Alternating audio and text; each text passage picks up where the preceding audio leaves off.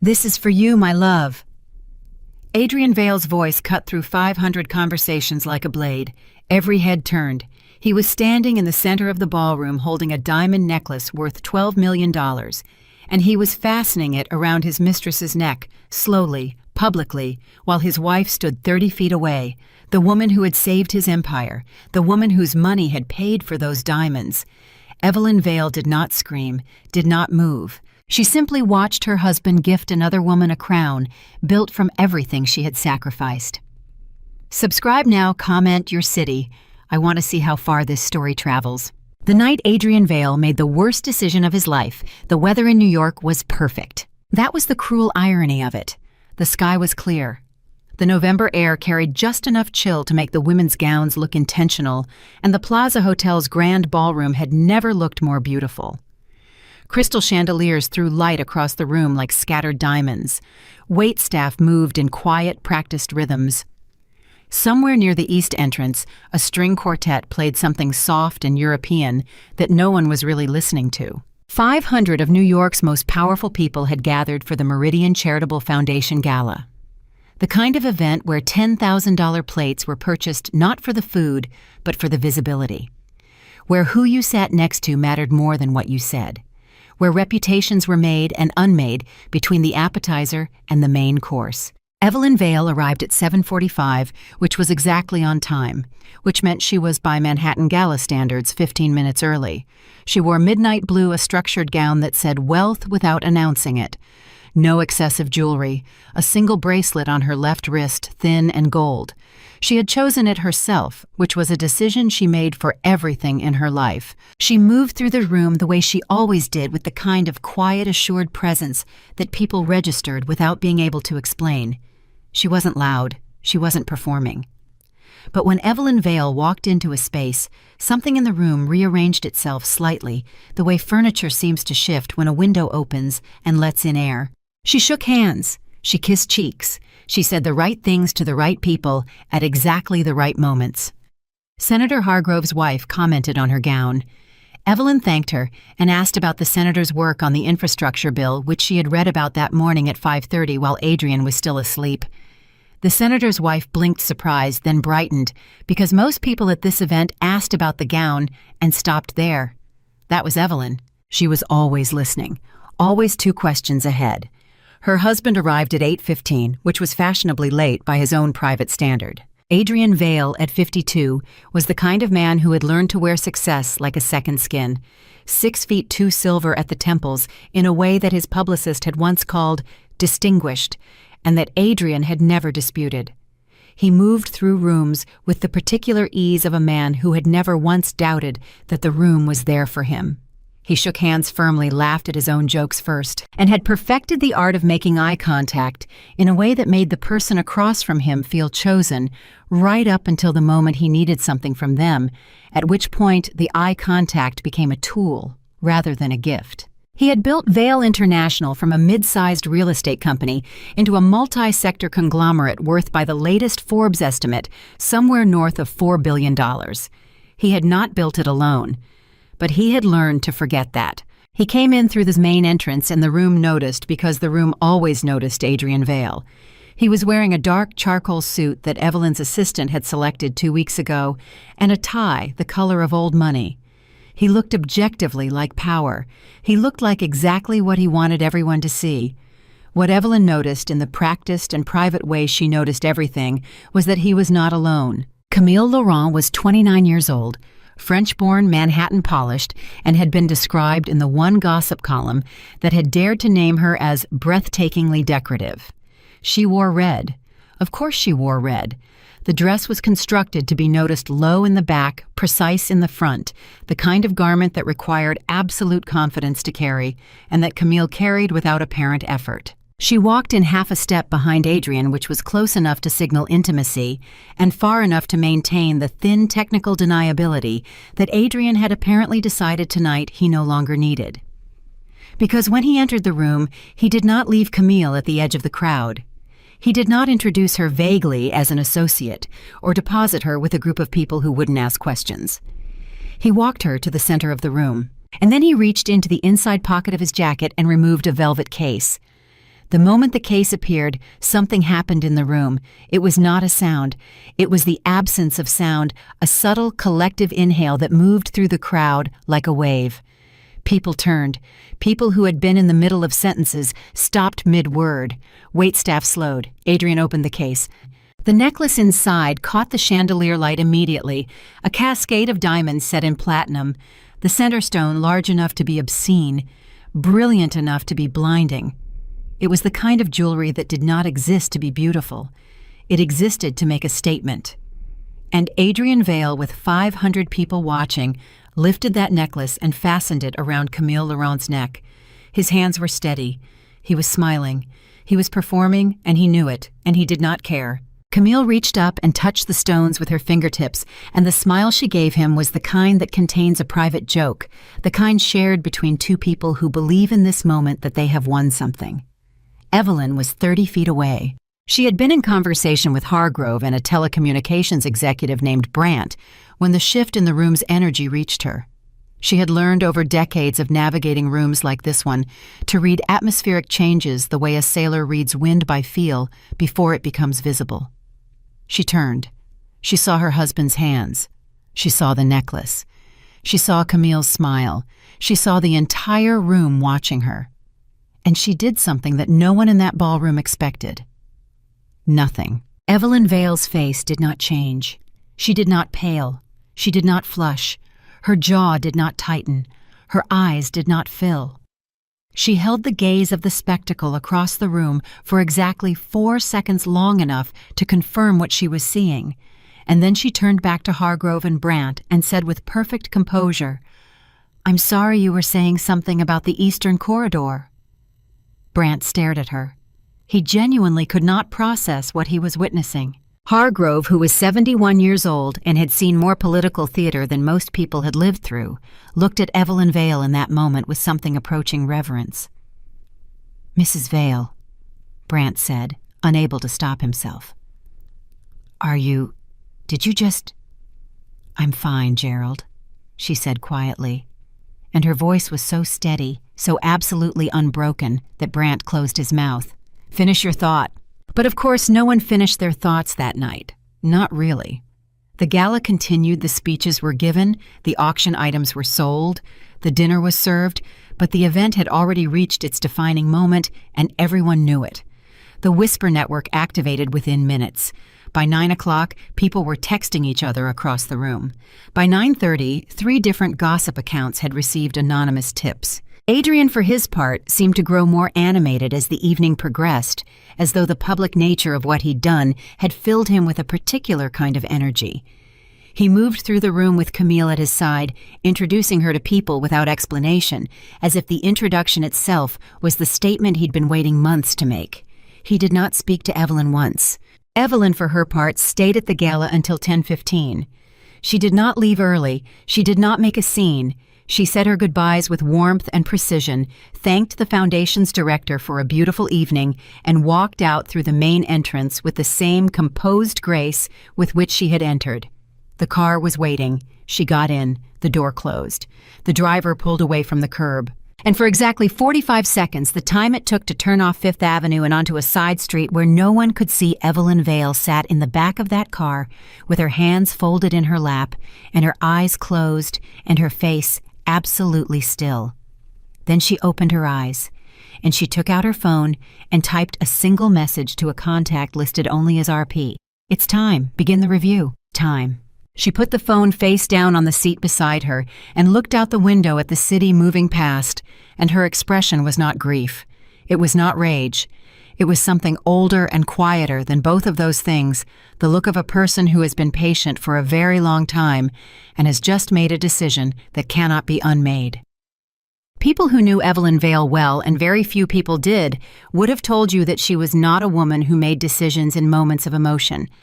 They would have told you that she was instead a woman who observed, who cataloged, who built structures out of information the way other people build structures out of steel.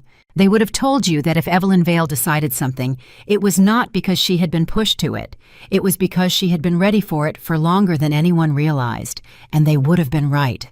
What Adrian Vale had never understood about his wife, not in 23 years of marriage, not through the financial crises and the boardroom battles and the late nights when she had quietly solved problems he didn't even know existed, was that Evelyn's stillness was not passivity.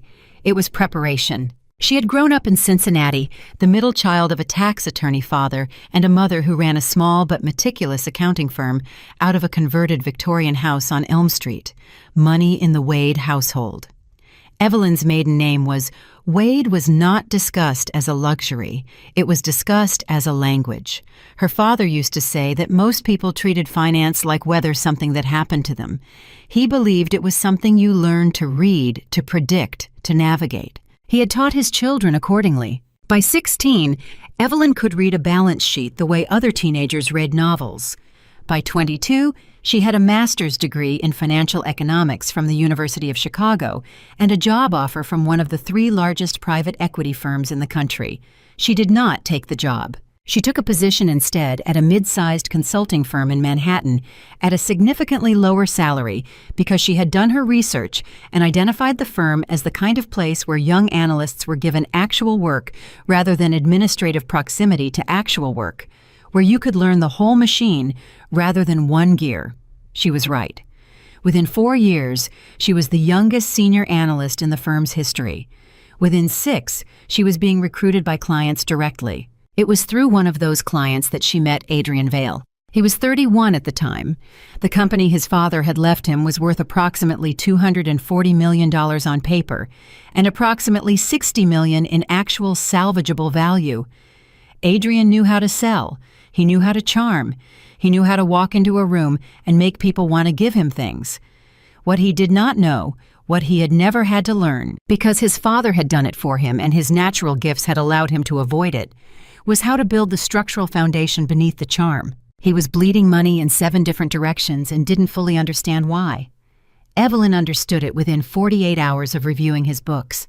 She laid it out for him in a conference room on a Tuesday afternoon, the debt ratios, the over-leveraged acquisitions, the cash flow misalignments, the 3 partnerships that were quietly draining equity while appearing to generate revenue.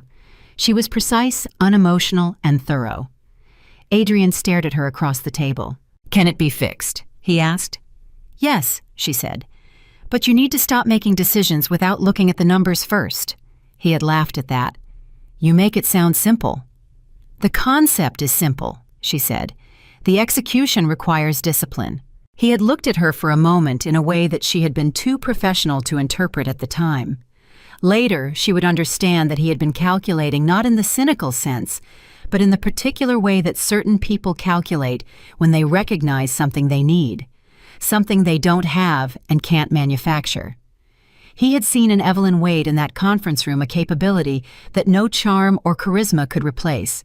He had seen the one thing his empire was missing. He had asked her to dinner 3 days later. She had gone, not because she was swept away. Evelyn was rarely swept away by anything, but because she was curious about a mind that could be so brilliant in some directions and so stubbornly blind in others. It was the kind of contradiction she found genuinely interesting. They were married 18 months later, and in the years that followed, Evelyn did what she had always done. She built, quietly, systemically, with the patience of someone who understood that the most durable structures are the ones that take the longest to construct. She restructured the debt. She negotiated the partnerships. She identified acquisition targets that Adrian could then charm investors into funding. She was never in the spotlight. That was not her preference. The spotlight was Adrian's territory, and she understood this arrangement without needing to discuss it. What she also understood, though this understanding had come gradually through years of quiet observation, was that Adrian had begun to confuse the arrangement with reality.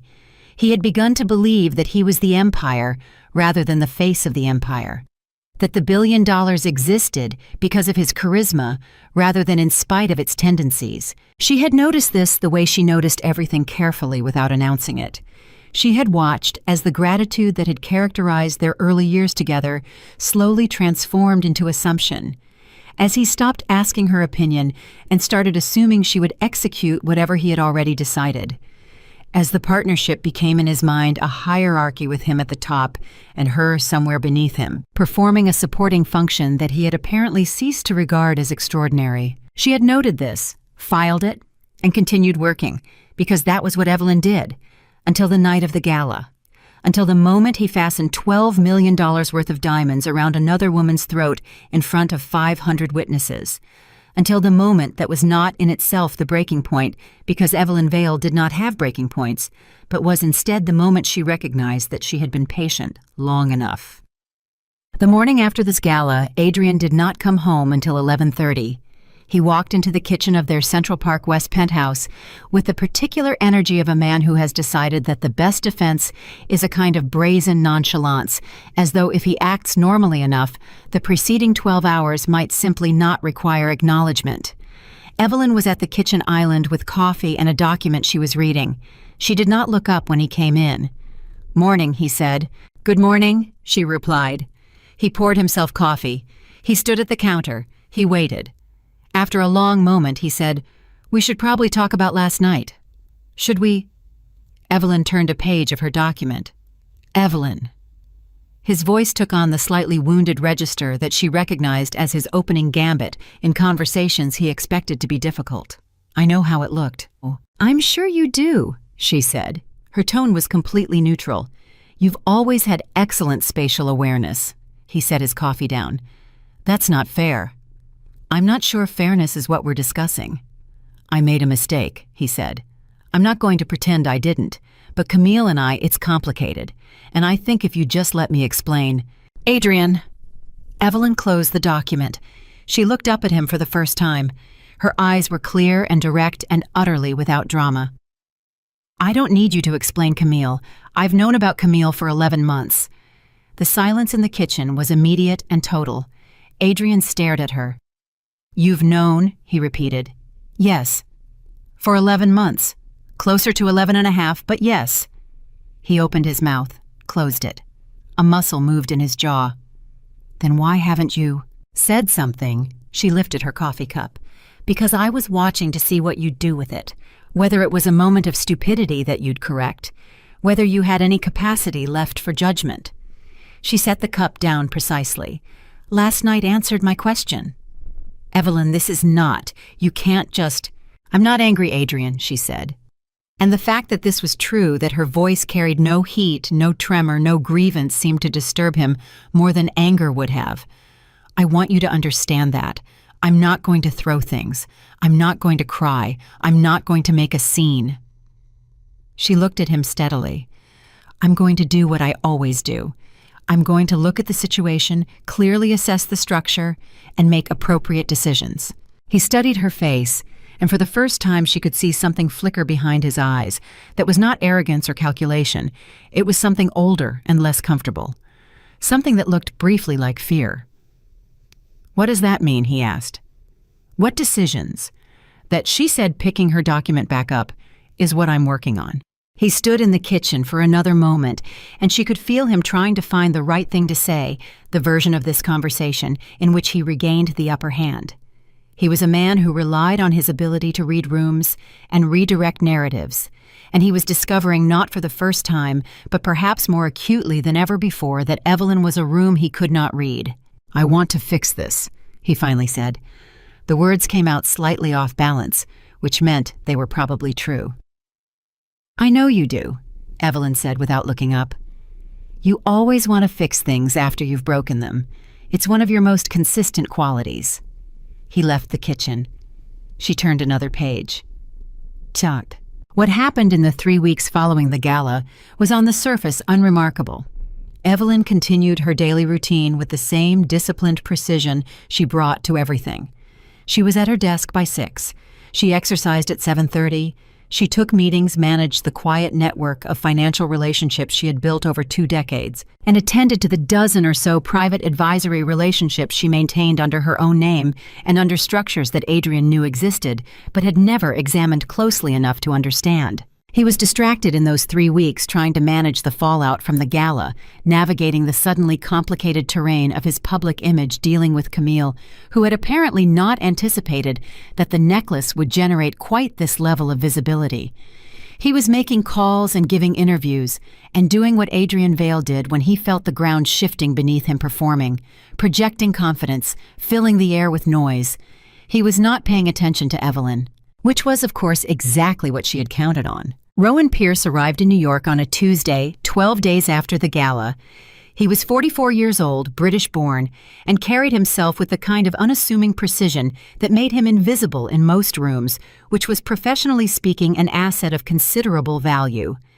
He was a restructuring specialist and a forensic financial analyst, and he had known Evelyn Vale for 16 years, dating back to a deal in London where she had identified a series of misrepresentations in an acquisition structure that had saved his client $400 million, and had in the process demonstrated to Rowan that Evelyn Wade Vale was someone he would spend the rest of his career considering it a privilege to know. They met at a small restaurant in the West Village that had no Michelin stars and no outdoor seating and no celebrity associations, the kind of place where two people could have a long, serious conversation without anyone recording it.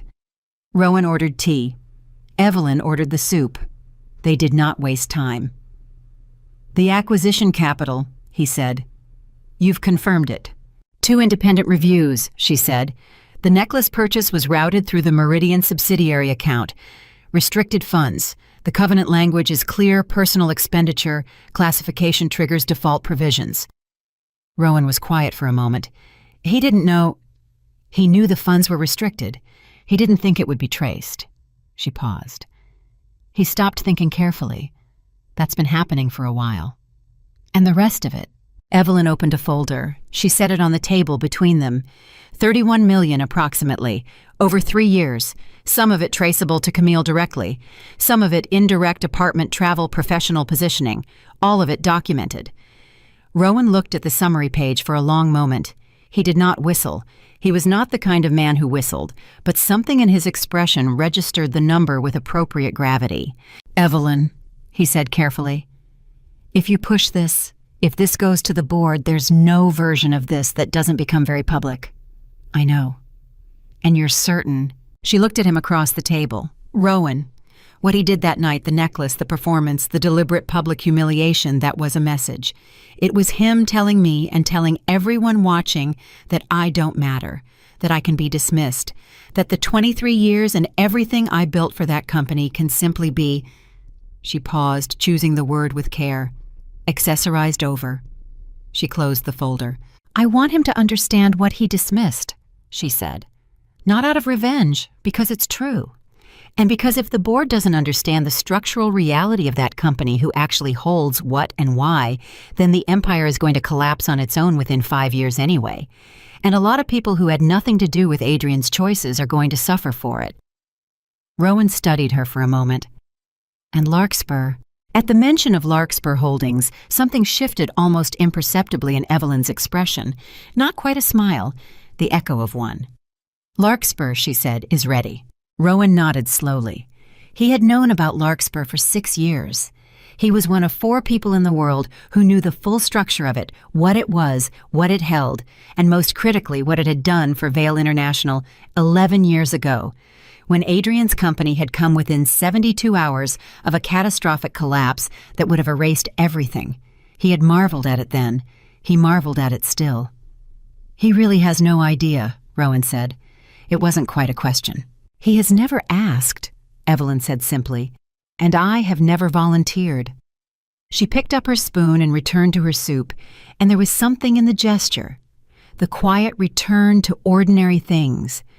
The complete absence of drama that made Rowan Pierce feel not for the first time that he was sitting across from a woman whose particular kind of intelligence was rarer than anything he'd encountered in 30 years of working at the highest levels of global finance. "One question," he said. She looked up. "Are you okay?" The question hung between them for a moment. Not the professional question, but the human one. The one that cut through the forensic reviews and the covenant language and the Larkspur structure and went to the actual center of what this was. 23 years, a marriage, whatever had existed, however it had changed, however long she had been watching it change. Evelyn Vale set her spoon down. She looked at Rowan Pierce, and for a moment, just a moment, something in her face was not composed. It was not broken, but it was honest. "I will be," she said. And then she picked up the folder again, and they went back to work. The message Evelyn sent to Rowan Pierce that night: 4 words. "It's time. Begin the review." Set in motion something that Adrian Vale would not see coming until it was already too late to stop. But that was 3 weeks away, and in the world of high finance, 3 weeks is both an eternity and nothing at all. The morning after Evelyn's meeting with Rowan in the West Village, she was at her desk at 5:58, 2 minutes before her usual start time. She had slept 4 hours. She did not consider this a problem. She had trained herself over years to treat sleep as a resource to be managed rather than a comfort to be sought. You took what the situation allowed and you worked with what remained. Her desk faced the window. Central Park stretched below her, gray and quiet in the early November light. She did not look at it. She was looking at a spreadsheet that represented 11 years of careful, layered financial architecture, the kind of structure that from the outside looked like a supporting wall, and from the inside was actually the foundation. Her phone rang at 6:12. She looked at the screen. It was her sister Dana calling from Cincinnati. Dana was 51, a high school chemistry teacher, and the only person in Evelyn's life who had known her before Manhattan, before Adrian, before the Empire, and the galas, and the diamond necklaces that other women wore in public. Evelyn picked up. "I saw it," Dana said without preamble. "It's everywhere. Instagram, Twitter, 3 different news sites. Evelyn, I know," Evelyn said. "Are you okay?" "You're the second person to ask me that this week." "Because we're worried about you. Because what he did was—" "Dana." Evelyn's voice was quiet but firm. "I need you to trust me right now. I need you to trust that I am handling this in the way that makes the most sense. Can you do that?" A pause. Dana knew her sister. She had known her for 53 years, and she understood that Evelyn's composure was not numbness, it was construction. It was a woman building something even while the ground shifted. "Yes," Dana said, "I can do that, but Evie, call me. When it's over, whatever over looks like, call me." "I will," Evelyn said. "I love you." She hung up, and for exactly 11 seconds, she sat with her hands flat on the desk and her eyes closed. Then she opened a new document and began typing. What she was building in those early morning hours while Adrian slept in the guest room and the city woke up around her was a timeline, not an emotional one, a financial one, a precise, documented, legally structured account of every transaction, every decision, every governance violation that had occurred at Vale International over the past 4 years, organized not as an accusation, but as a fact pattern.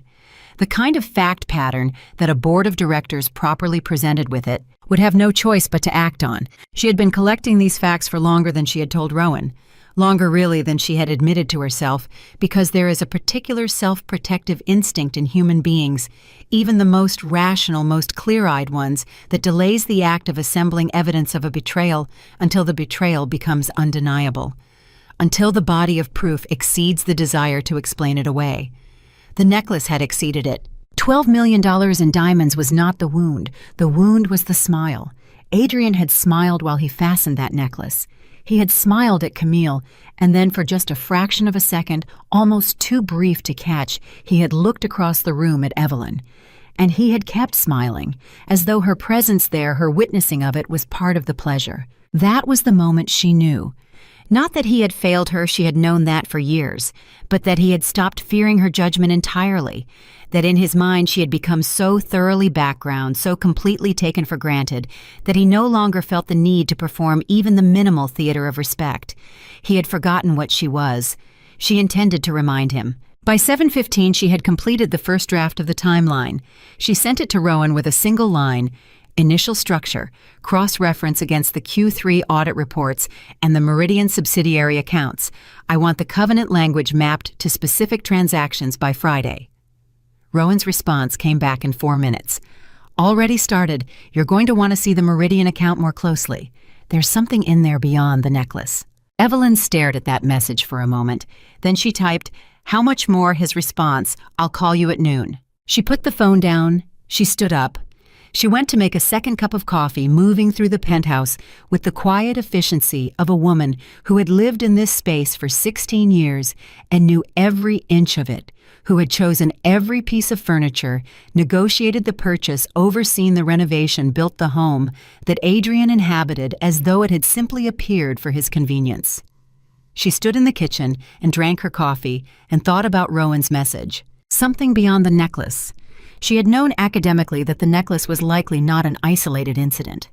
A man who spends $12 million from restricted acquisition capital on a piece of jewelry for his mistress does not do so in a financial vacuum. That kind of decision, that particular combination of arrogance and carelessness, rarely exists as a single data point. She had known, but hearing it confirmed even obliquely, even in a forward message from a man she trusted completely, produced something in her chest that was not quite surprise and not quite satisfaction. It was the particular feeling of a hypothesis being validated, of a structure she had suspected was there turning out to be real. She finished her coffee. She went back to her desk. She waited for noon. Adrian came out of the guest room at 9:45. She heard him in the hallway, his footsteps, his particular rhythm, the slight drag of the left foot that he'd had since a skiing accident in his late 30s. She knew his sounds, the way you know the sounds of a house you've lived in long enough automatically without thinking, as information rather than feeling. He appeared in the doorway of her office. He was dressed, he had showered, he was carrying his phone and his coffee and wearing the expression of a man who had rehearsed something. "I'm going into the office," he said. "All right," she said. "We need to have a real conversation, Evelyn. Not like yesterday morning, a real one." She looked up from her screen. "When you're ready for a real conversation, Adrian, I'll be here." Something moved across his face. Frustration, or maybe the ghost of something more honest. "You're doing that thing," he said. "What thing? Where you're so calm that I can't tell what you're thinking." "That's not a thing I do," she said. "That's just what I look like when I'm thinking." He stood there for a moment longer. Then he said quietly, "I didn't think it would go that far. Last night. I want you to know that." Evelyn looked at him. She let the silence sit for 3 full seconds before she spoke. "Which part?" she asked. "The necklace, the public display, or the smile?" He blinked. "What smile?" "The one you gave me after you fastened it on her," she said. "The one that told me you wanted me to see it." His jaw tightened, and she watched him decide in real time whether to deny it or acknowledge it. Watched him weigh the tactical options with the instinct of a man who had navigated difficult conversations for decades. He chose denial. She had expected he would. "You imagined that," he said. "All right," she said, and turned back to her screen. He left. She listened to the elevator descend. Then she picked up her phone and sent Rowan another message. "He's heading to the office. If anyone there asks him about the Meridian account, I want to know within the hour." She had people in that office. She had always had people in that office. Not spies exactly, but relationships. Long-term professional friendships with people who had been at Vail International since the early days, who knew what the company had been and what it had become, and who were quietly, professionally uncomfortable with the direction it had taken under Adrian's increasingly unchecked leadership. People notice things. They don't always know what to do with what they notice.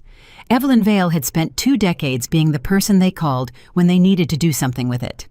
Her phone buzzed at 10:17, a text from a number saved only as MK. It read, "He's asking accounting to pull the Meridian subsidiary statements. Seems urgent." Evelyn read the message. She read it again. Then she set the phone down very carefully, the way you set something down when your hands are not entirely steady.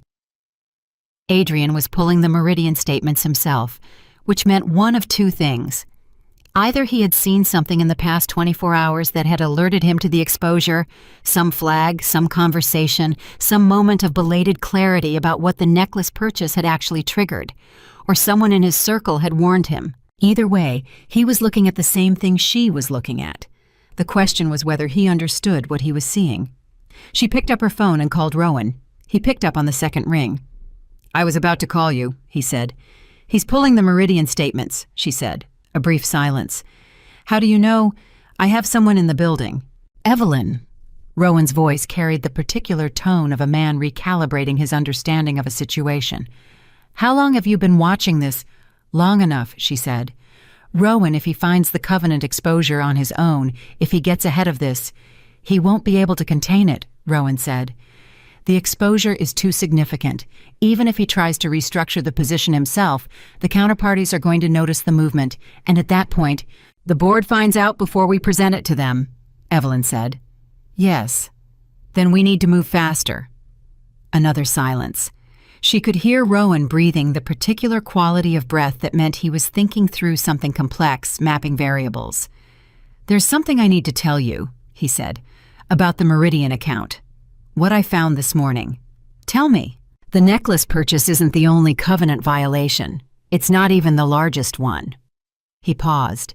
"Evelyn, there are transfers over the past 18 months that total approximately $31 million, routed through 3 different subsidiaries. The Meridian account is the most visible one, but there are 2 others." The number landed with the quiet weight of something that had always been there, waiting to be quantified. $31 million. "Camille," she asked. "Directly and indirectly, yes. Apartment in Tribeca held through a corporate entity, Travel, what appears to be significant professional support for a venture she's been trying to launch, and several transactions that I haven't fully traced yet, but that don't correspond to any legitimate corporate activity in the records I can access." Evelyn was quiet for a long moment. She had known about Camille for 11 months. She had known the relationship was financially involved. Men like Adrian rarely kept mistresses without financial involvement, and she had noticed the small discrepancies, the unexplained line items, the occasional expense that didn't quite map to any corporate purpose she could identify. She had known it was there. She had not known it was $31 million. "Rowan," she said, "yes, get me everything. Every transaction, every entity, every trace." Her voice was absolutely level. "I want it documented down to the last dollar." "I'll have a preliminary report to you by tomorrow morning," he said. "Evelyn, are you all right?" She almost smiled. Third person to ask. "I'll be all right," she said, "when this is done." She hung up. She sat at her desk. Outside the window, the city moved in its relentless, indifferent way, taxis and pedestrians, and the distant sound of construction somewhere to the south. The ordinary machinery of a place that did not pause for private catastrophes. $31 million. She thought about the years she had spent managing Adrian's finances, the discipline it had required, the decisions she had made, the risks she had absorbed and neutralized so quietly that Adrian had never needed to lose sleep over them. She thought about the debt restructuring in 2009 when she had worked 18-hour days for 11 weeks to prevent the collapse of a deal that would have taken the company with it.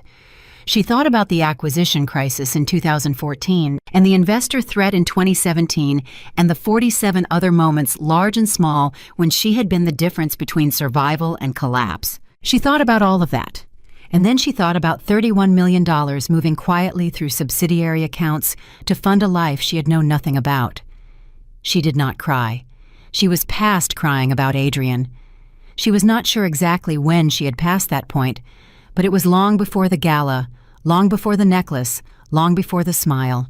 What she felt instead was something that had no precise name, a kind of cold, clarifying anger that did not heat the blood, but cooled it, that did not make you lose control, but gave you instead an almost mechanical precision of focus.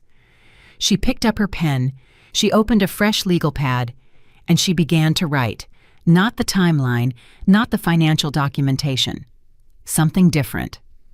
She wrote a list of names, the names of Vail International's board members, 12 of them. And beside each name, she wrote what she knew about them, their tenure, their relationship to Adrian, their professional backgrounds, their particular sensitivities and vulnerabilities, the specific arguments that would reach them and the ones that would not.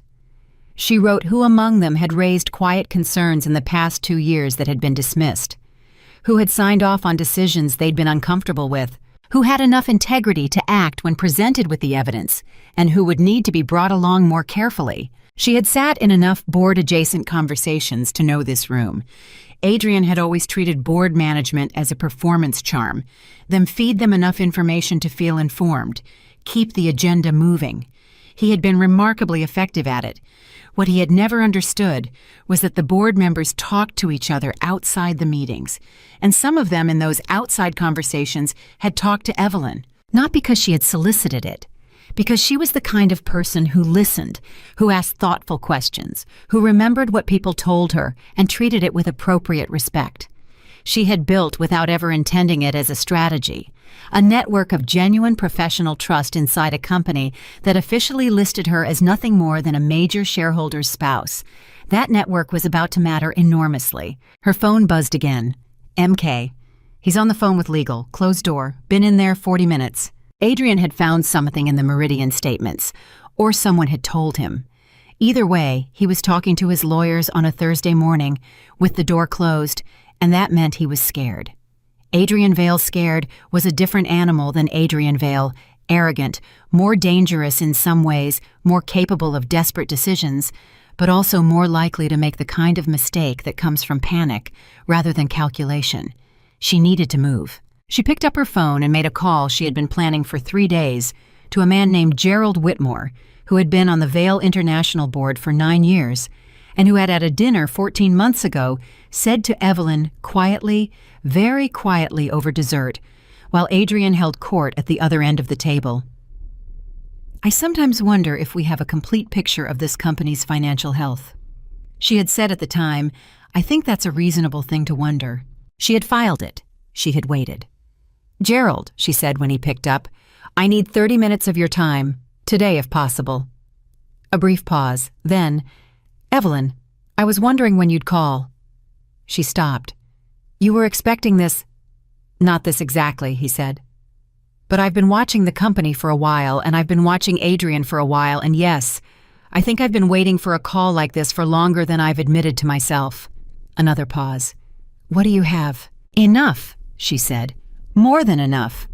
Can you come to my office at 2? Yes, she said. Gerald, this conversation needs to stay between us until I've had a chance to organize the full presentation. Of course, he said. And then unexpectedly, Evelyn, whatever happens, what he did at that gala was unconscionable.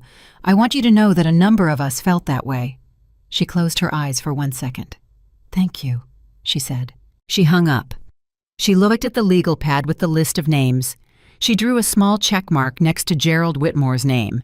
Then she picked up the pad and went back to work. By the time she left for Gerald's office at 1:45, she had spoken to 2 other board members, carefully obliquely asking the kind of questions that plant seeds without announcing a harvest. She had received the preliminary figures from Rowan via secure email.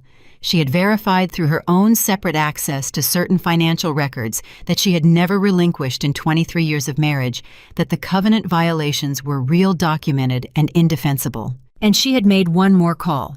A call she had been putting off, not because she was uncertain about it, but because it was the kind of call you make when something is truly irreversible, when you've passed from the territory of potential reconciliation into the territory of documented consequence.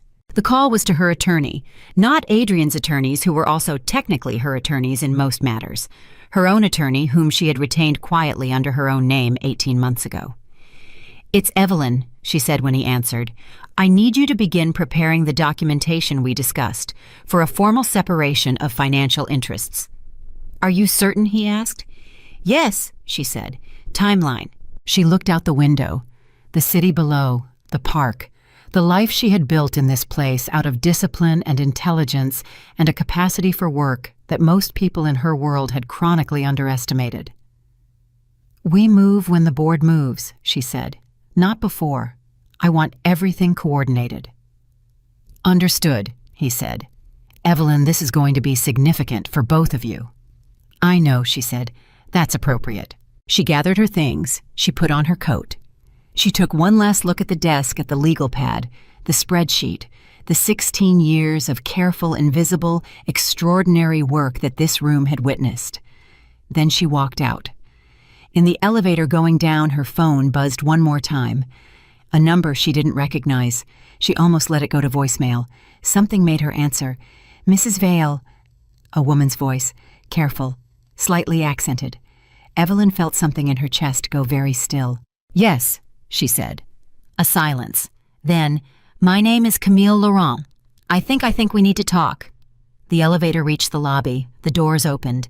Evelyn Vale stood very still for a moment, phone pressed to her ear, in the marble lobby of the building she had lived in for 16 years. "All right," she said finally. Her voice revealed nothing. "I'm listening." Camille Laurent's voice on the phone was not what Evelyn had expected. She had expected calculation, the careful, measured tone of a woman who had been coached by someone, possibly Adrian's people, to make contact and assess the situation. She had expected performance. What she heard instead was something rawer than that. Something that took her a moment to identify because it was the last thing she had anticipated from this particular caller. Fear. "I don't know if you'll hear me out," Camille said. "I wouldn't if I were you. I know that. But I need you to know that I didn't last night at the gala, the necklace. I didn't know he was going to do that. In public. Like that." Evelyn stood in the lobby of her building and said nothing. "Mrs. Vale." "I'm here," Evelyn said. "Keep talking." A shaky exhale on the other end of the line. "There are things you need to know. About Adrian. About the money. About what he told me about you, about the company." A pause. "I'm not calling to protect myself. I mean, maybe I am a little. I'm human. But it's not only that." "Where are you?" Evelyn asked. "The Mercer, room 412. Evelyn looked at her watch. 1:47. Gerald Whitmore's office at 2, 12 blocks uptown. She made the calculation in approximately 3 seconds. "I have a meeting at 2 that I cannot move," she said.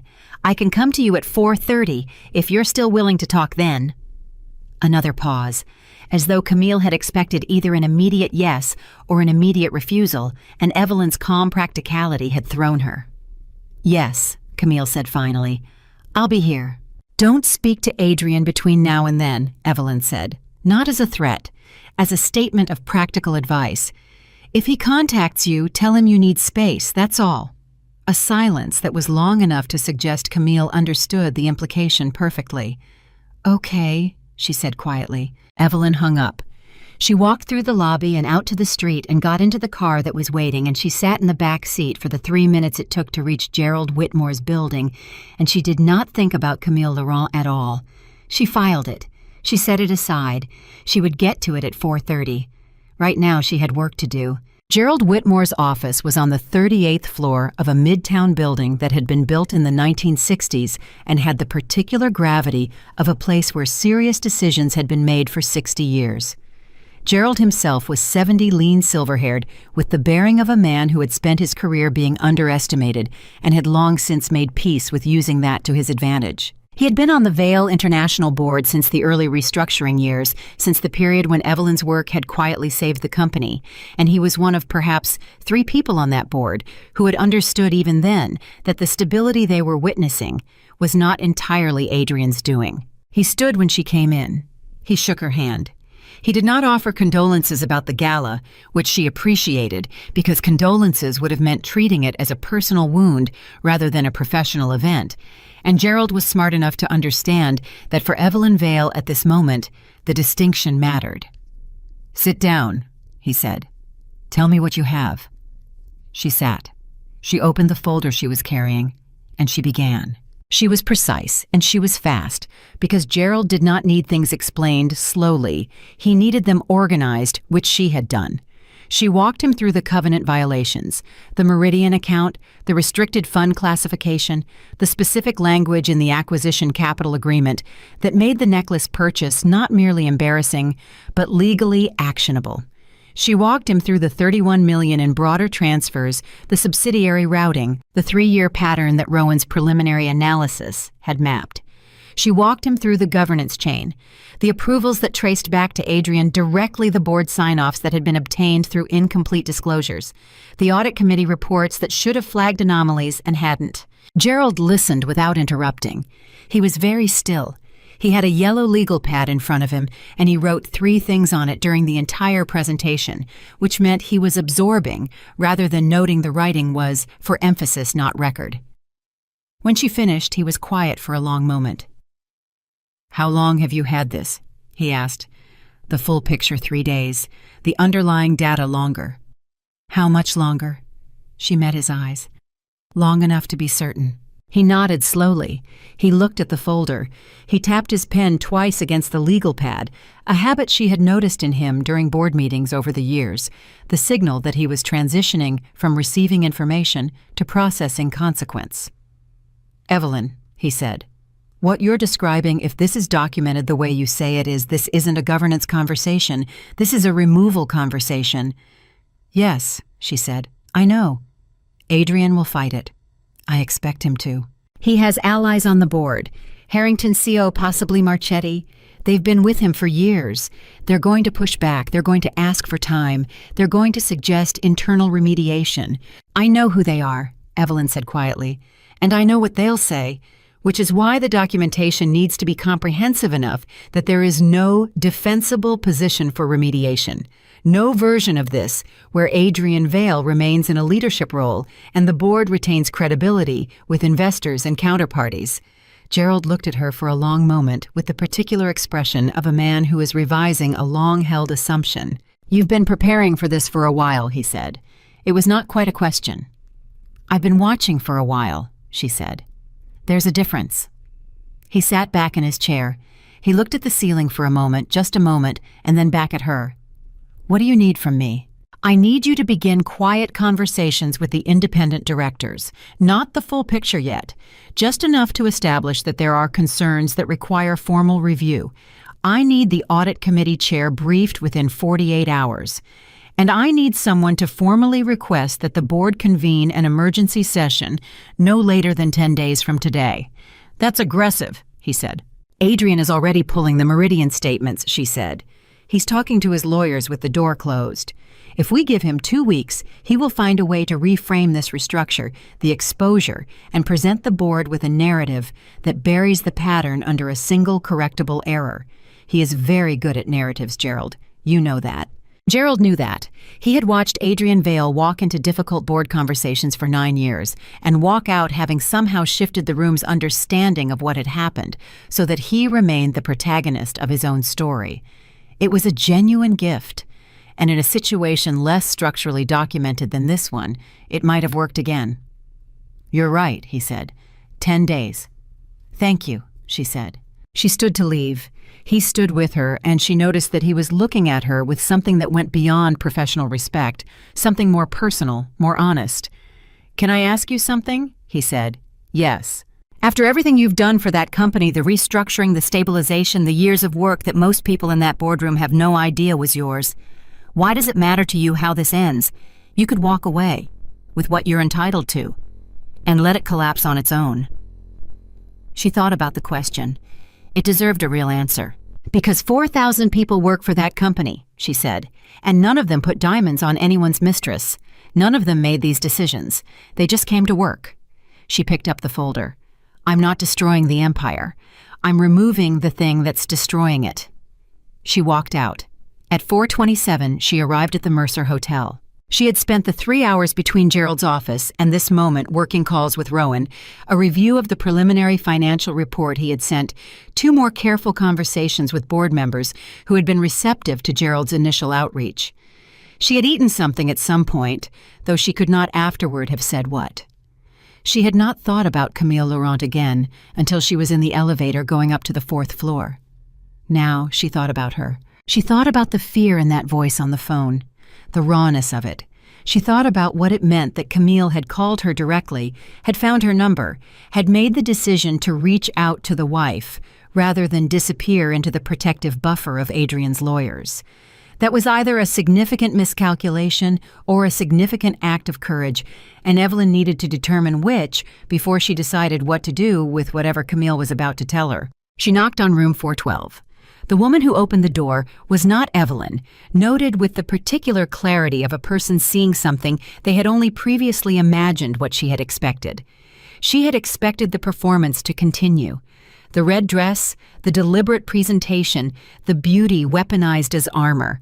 She had expected Camille Laurent to be up close and private, the same creature she had been in the Plaza ballroom. Instead, she found a young woman in a white hotel robe with no makeup and slightly reddened eyes, who looked in this moment profoundly 29 years old, in the way that 29 looks when it is frightened and has run out of performance. "Thank you for coming," Camille said. "Sit down," Evelyn said not unkindly, "and tell me everything." What Camille told her over the next 90 minutes unfolded in the way that confessions generally unfold, not in a clean, linear narrative, but in pieces circling back, revising, adding details, sometimes stopping entirely, while the person on the other side of it caught up to their own honesty. The relationship had started 2.5 years ago.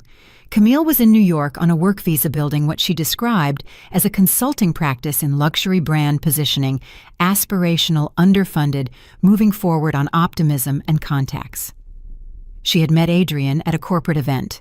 He had been charming, which she acknowledged with a particular flatness that suggested she had done considerable reflecting on what that charm had obscured. He had expressed interest in her work. He had begun sending business her way, introductions, referrals, endorsements, then money framed as investment in her company. "He told me," Camille said, "that you and he had an arrangement, that you lived separately in terms of that the marriage was a business structure at this point, that you both understood this." Evelyn looked at her steadily and said nothing. Camille looked down at her hands. "I believed him," she said, "for a long time, because he was consistent about it.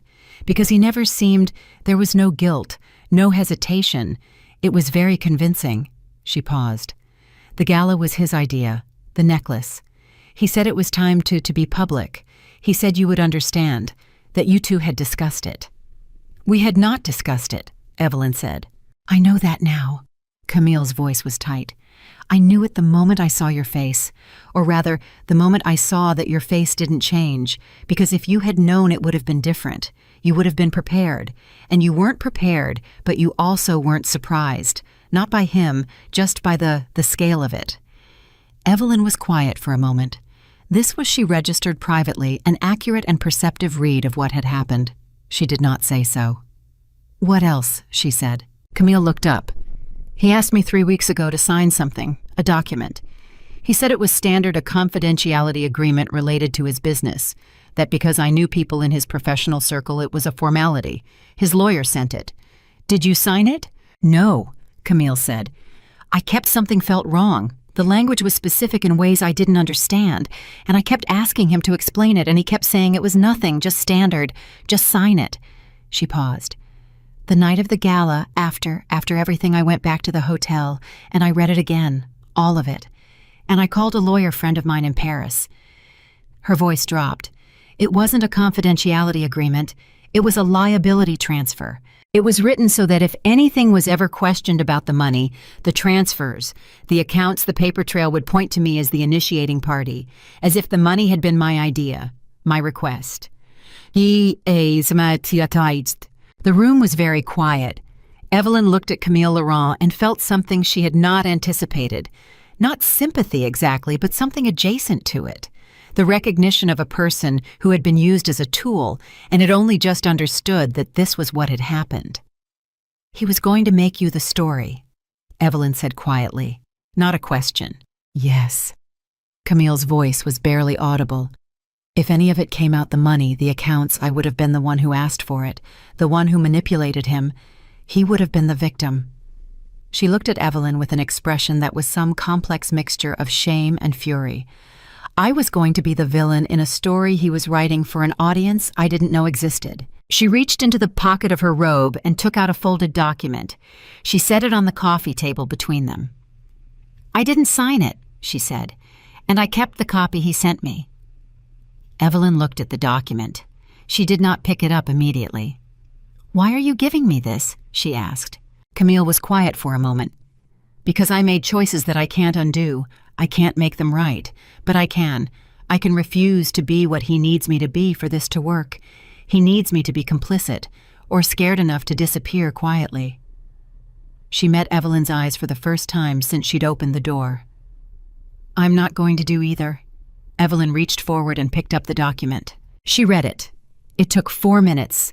She read it with the focused attention of someone who has spent a lifetime parsing legal and financial language, which meant she caught not just the surface intent, but the structural architecture of what had been constructed, the specific clauses that would have allowed Adrian's legal team to redirect culpability, the careful crafting of definitions that made Camille's receipt of money look like solicitation rather than provision. It was not amateur work. It was the work of lawyers who were very good at building deniability structures for people who needed them, lawyers who were paid enough to be creative about it. She folded the document. She looked at Camille. "I'm going to need this," she said. "I know," Camille said, "and I'm going to need you to be willing to make a formal statement, not immediately, but when the time comes." A long pause. Camille nodded. "One more question," Evelyn said. "The business investment he made, the money he told you was going into your company. Do you have documentation of how that was structured?" Camille blinked. "Yes, contracts, bank records, email correspondence, everything." "All of it," Evelyn said. "I need all of it." "When?" "Tomorrow morning," Evelyn said. She stood. She put the folded document into her folder. "Camille," she paused. "Don't speak to Adrian. Don't respond to his lawyers. If anyone contacts you in the next 48 hours, you call me directly." She took a card from her coat pocket, her personal card handwritten number on the back, and set it on the table. "Not his people. Mine." Camille picked up the card. She held it with both hands. "Mrs. Vale," she said quietly, "I'm sorry. I know it doesn't cover what—" "No," Evelyn said. "It doesn't." She picked up her folder. "But it's a start." She walked out of room 412 and down the hall and into the elevator. And when the elevator doors closed, she let out a long, slow breath that she had been holding for approximately the last 20 minutes without realizing it. Adrian had been building an exit ramp. He had seen, or perhaps had always planned for, the possibility that the financial exposure might eventually surface. And he had been constructing in advance a narrative in which Camille Laurent was the architect of the inappropriate transfers, and he was a man who had been manipulated by a woman he had unwisely trusted. A story in which he was, as he always was, in his own telling of things, the protagonist who had been wronged. The document Camille had given her dismantled that story entirely, not just because Camille hadn't signed it, but because the document's existence, the fact that it had been prepared, sent, and carefully crafted by lawyers who knew exactly what they were building, was itself evidence of foreknowledge and intent. You don't build a liability transfer structure for a situation you didn't know was coming. She called Rowan from the car. "I need you to add something to the documentation package," she said. "What did you find?" His voice had the alert quality of a man whose instincts had just been confirmed. "Evidence of premeditated liability redirection," she said. Adrian had a document prepared to make Camille Laurent the responsible party for the financial transfers. She didn't sign it. She has the original. Silence on the other end of the line. "Evelyn," Rowan said carefully, "that's not just a governance violation, that's—" "I know what it is," she said. "That changes the board conversation significantly. That's not misuse of funds by a reckless executive. That's a pattern of deliberate concealment with an orchestrated cover structure." "Yes," she said, "the board won't have a choice." His voice was very quiet. "Even the ones who want to protect him. With that document in the package, they vote him out, or they become complicit in the cover-up." "That," Evelyn said, "is exactly the point." She hung up. She looked out the window. The city moved past the ordinary, relentless city full of people living their ordinary lives, unaware that somewhere in the financial architecture above them, an empire was tilting on its foundation. Her phone buzzed. A text from Adrian. "We need to talk tonight. Please. This is getting complicated." She read it twice. Then she put the phone face down on the seat. Getting complicated.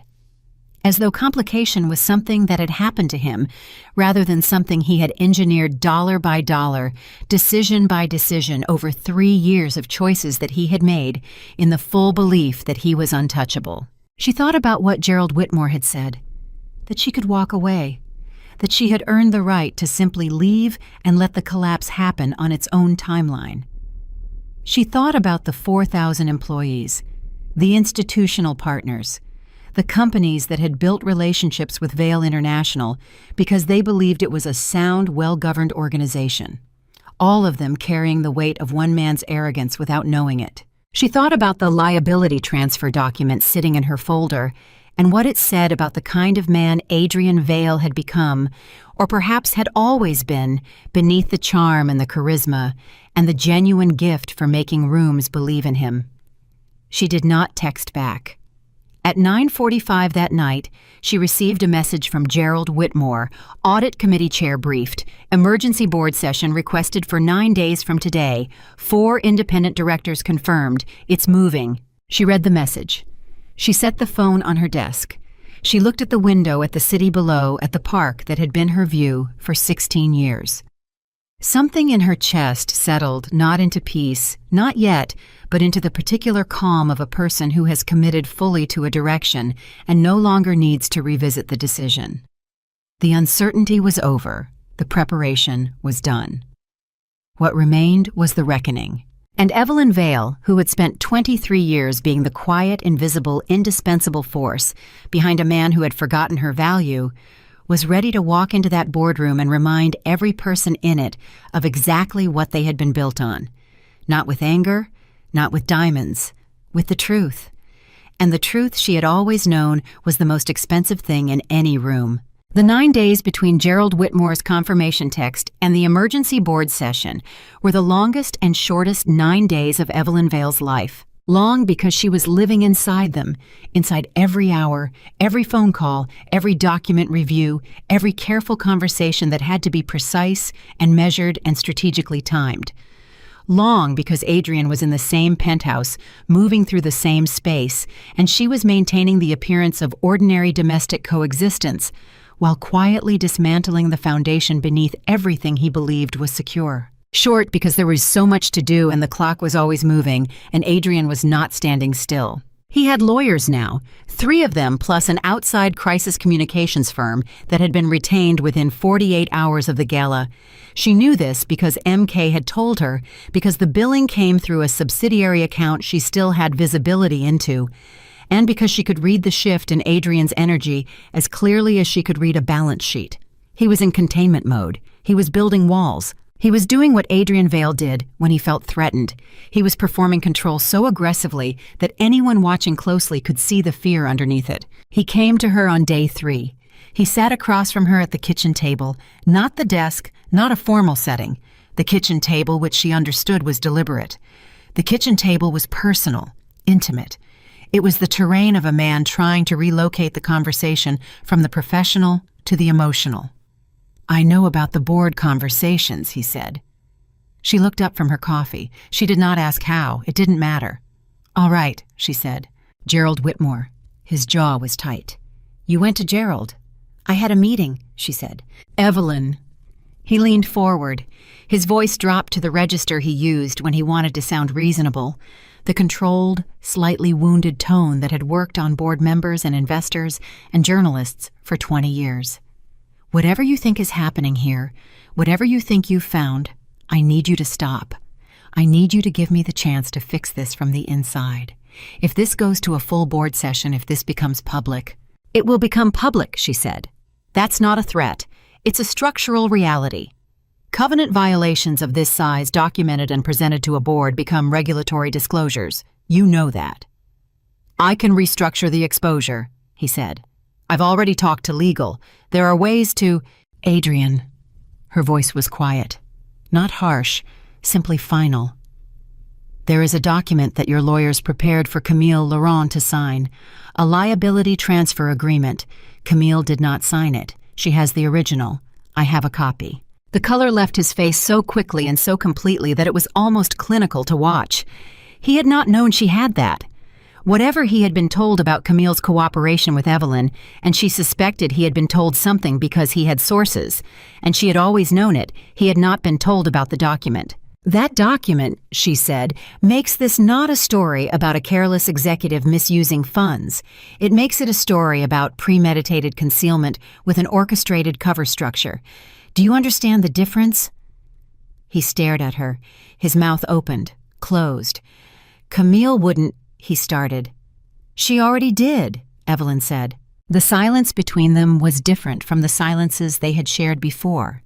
Those had been the silences of two people who had run out of things to say to each other, or who were navigating the familiar geography of a long marriage's difficult terrain. This silence was different. This was the silence of a man discovering that the ground he had been standing on was not ground at all. "Why are you doing this?" he said finally. His voice had changed. The performance had cracked slightly, and what was underneath it was rawer than she had expected. Not calculation, but something more genuinely human. Something that surprised her. "I know I hurt you. I know the gala was... I know what it looked like. But to destroy everything we built..." "I'm not destroying what we built," she said. "I'm removing you from it." He flinched. It was small, barely visible, but it was real. "I built this company," he said. And there it was. The belief so deeply held that it came out reflexively without strategy, without the protective filters he usually kept in place. "I built this company." The conviction of a man who had told himself the story for so long that the story had become the only version of events he could access. Evelyn looked at him for a long moment. "Adrian," she said, "do you know what Larkspur Holdings is?" Something shifted in his expression.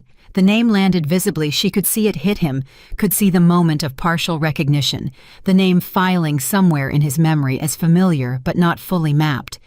She had mentioned Larkspur exactly once in his presence years ago, as a reference in a financial document she had been reviewing. He had not asked about it. He never asked about it. "It's one of your investment structures," he said, uncertain.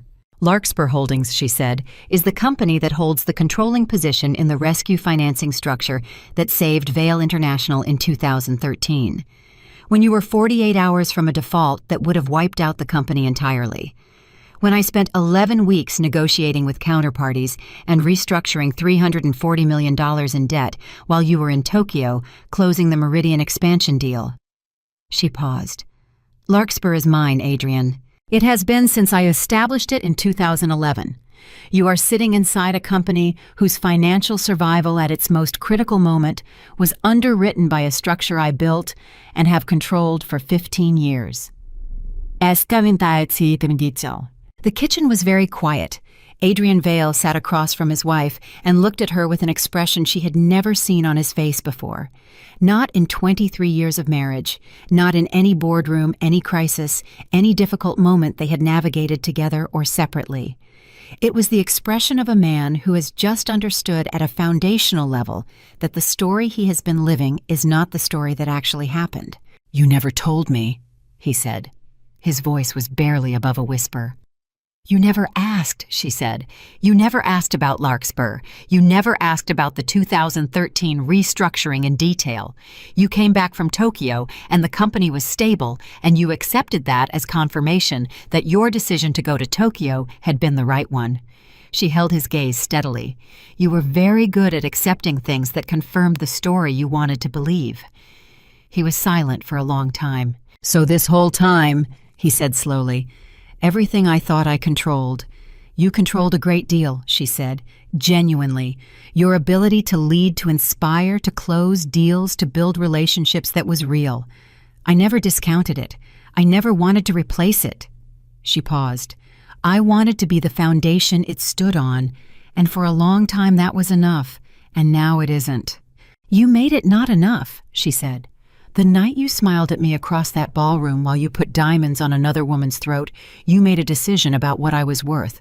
I'm simply agreeing with you." He looked at her for a long moment.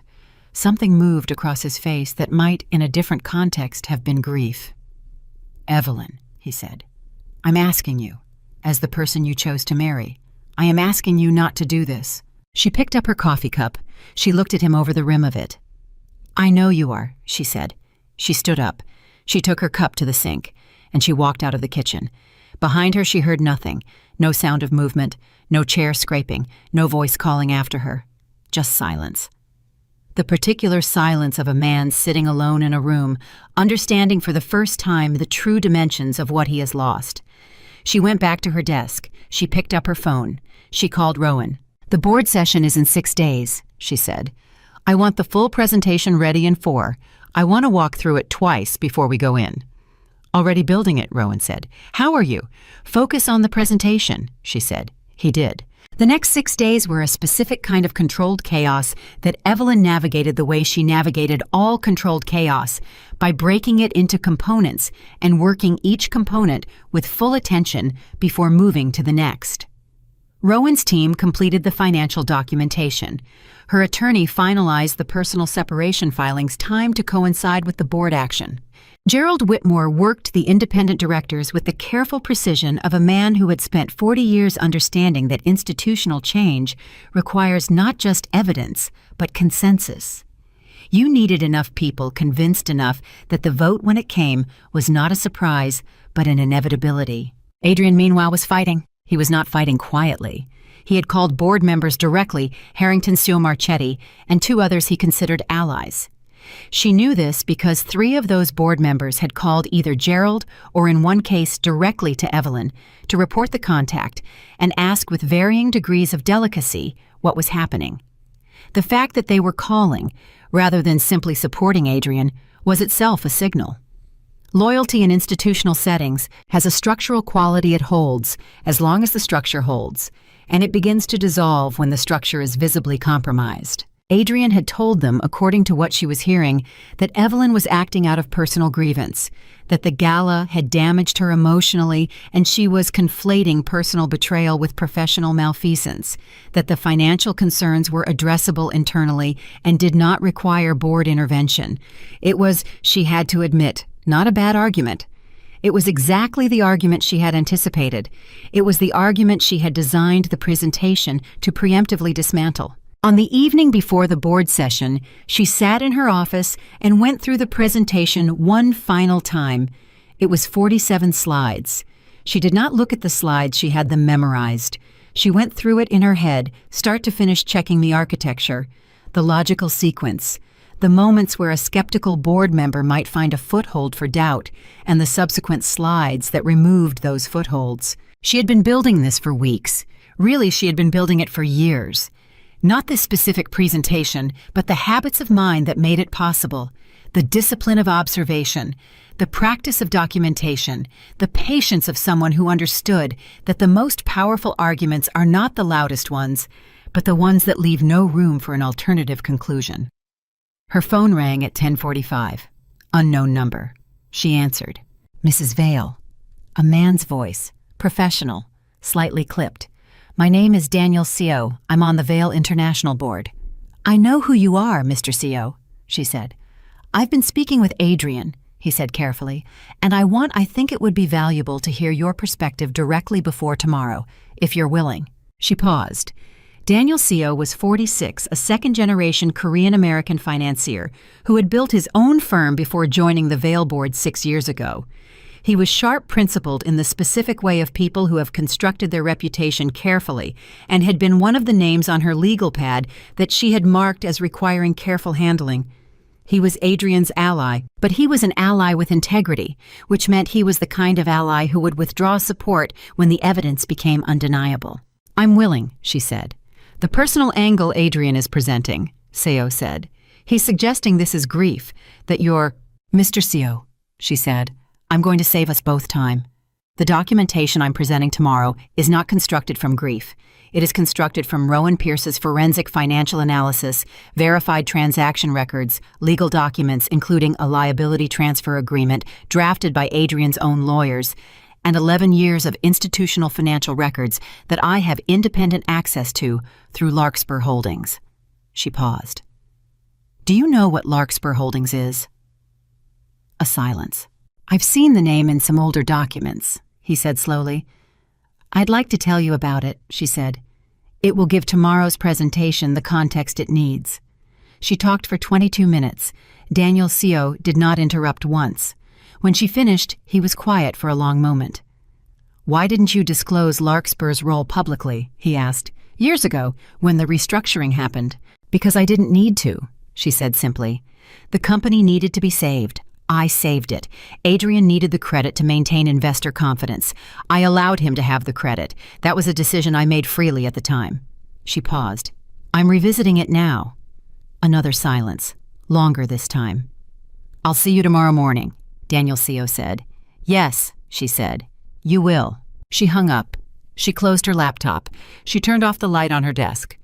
And she went to bed and she slept for 6.5 hours, which was more than she had slept in 9 days. The board session was called for 9 o'clock in the morning. She arrived at 8:40. She was dressed in charcoal gray, structured, precise, expensive in the way that doesn't announce itself. She carried one folder. One. Everything else was in her head. Rowan was waiting for her in the lobby. He handed her a coffee without a word. She took it, and they rode the elevator in silence, which was the right instinct on his part. There was nothing left to say about preparation. The preparation was done. The boardroom was on the 40th floor. It had floor-to-ceiling windows and a long table of dark wood that seated 14. The room was filling when she walked in. Gerald Whitmore already seated, who caught her eye and gave a single nod. The audit committee chair, Philip Nakamura, who had been briefed 48 hours ago and whose face carried the particular gravity of someone processing something they would rather not have had to process.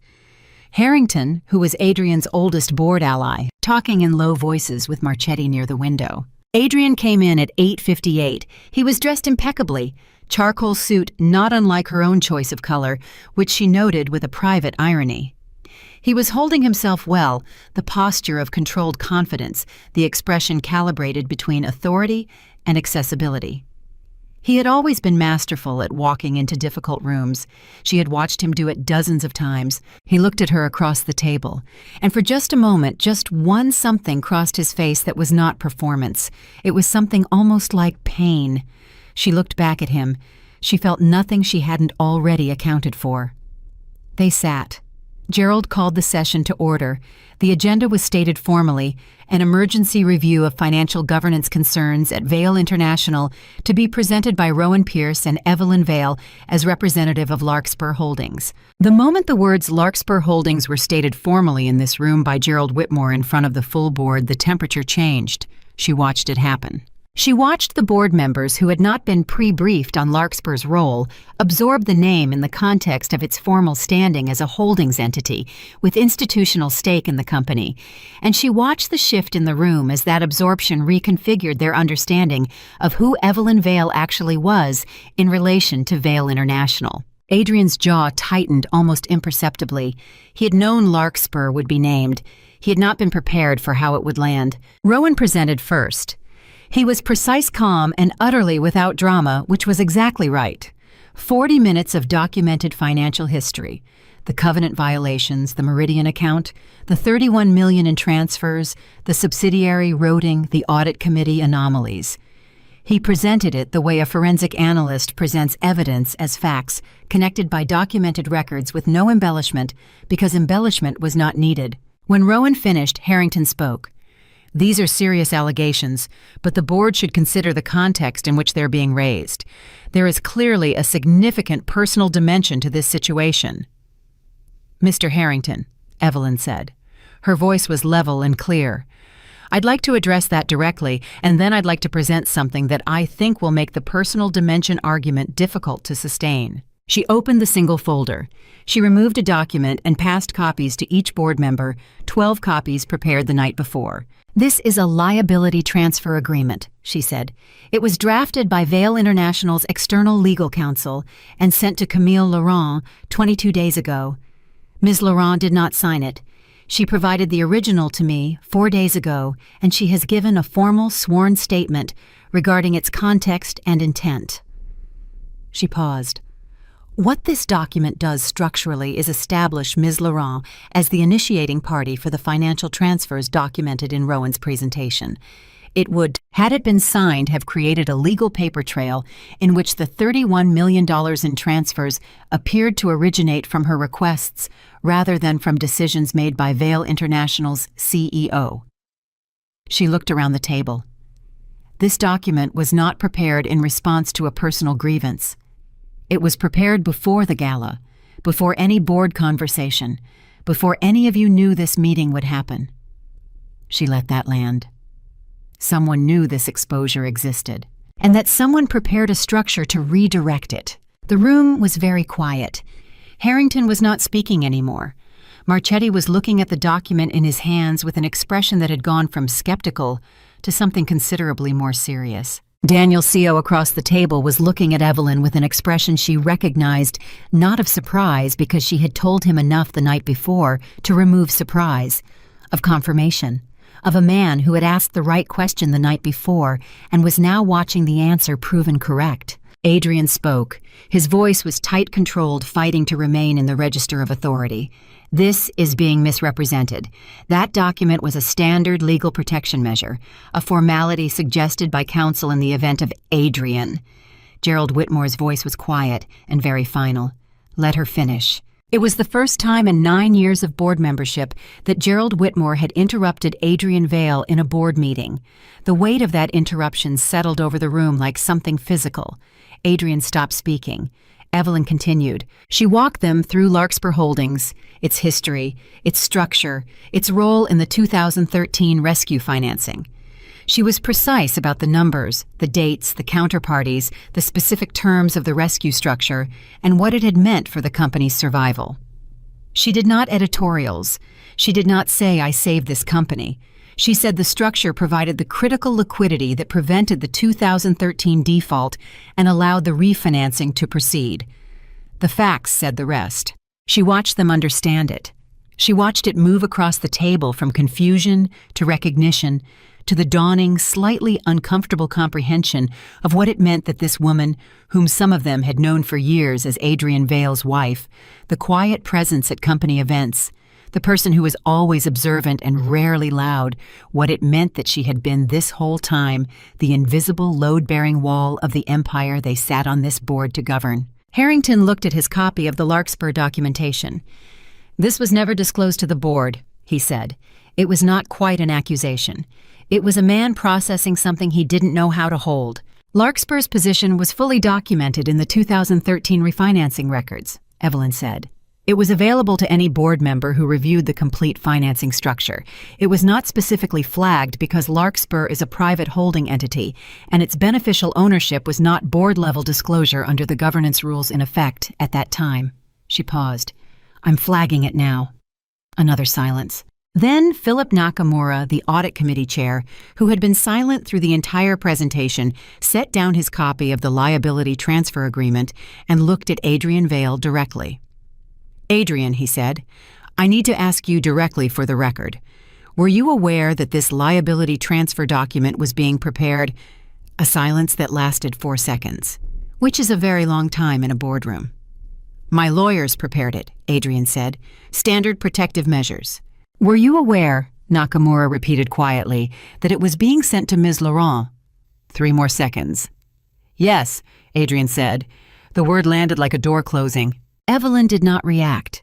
She had been prepared for this moment, had imagined it, constructed it in her mind, understood what it would feel like. What she had not fully prepared for was the particular quality of Adrian's voice when he said yes. The flatness of it, the deflation, like a man setting down something very heavy that he had been carrying for a long time and discovering in the act of setting it down that he could not pick it back up. Harrington leaned back in his chair. Marchetti was looking at the table.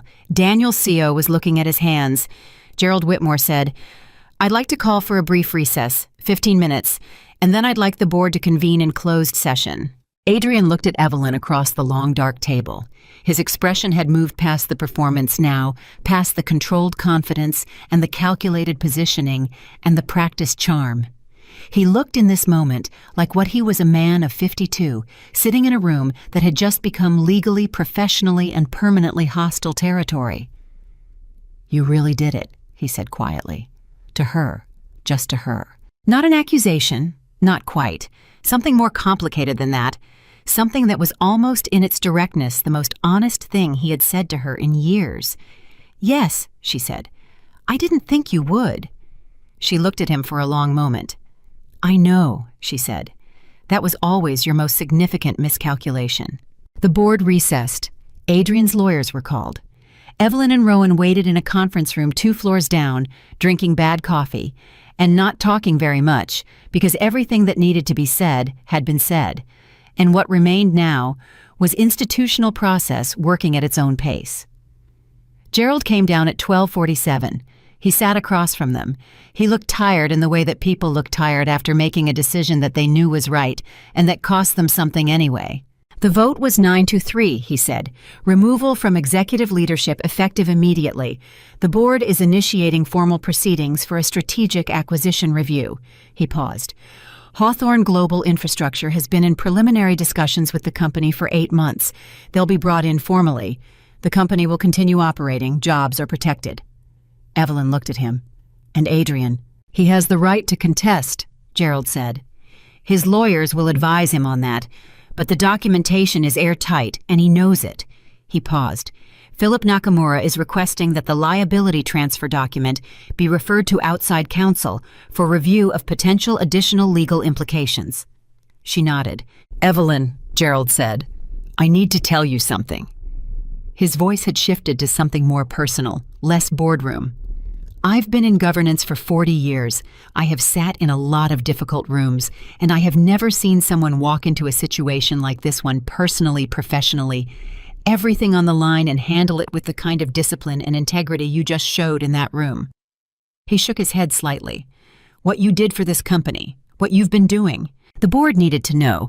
It was right to bring it to light. Evelyn was quiet for a moment. The 4,000 employees needed it more than the board did, she said. Gerald looked at her. He nodded once. She stood. She shook his hand.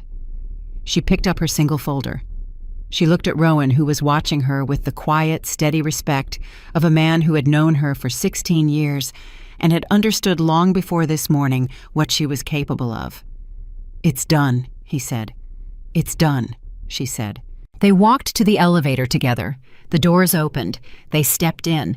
The doors closed, and for a moment it was just the two of them in the small, quiet space of the elevator, descending from the 40th floor of a building that would now begin the process of becoming something different, something governed by people who understood what they were governing and why. What happens to him? Rowan asked quietly. Evelyn thought about Adrian's face when he said yes, the flatness of it, the weight of it. He rebuilds, she said. Or he doesn't. That's his decision to make. She looked at the elevator doors. It was always his decision to make. He just forgot that decisions have weight. The elevator reached the lobby. The doors opened.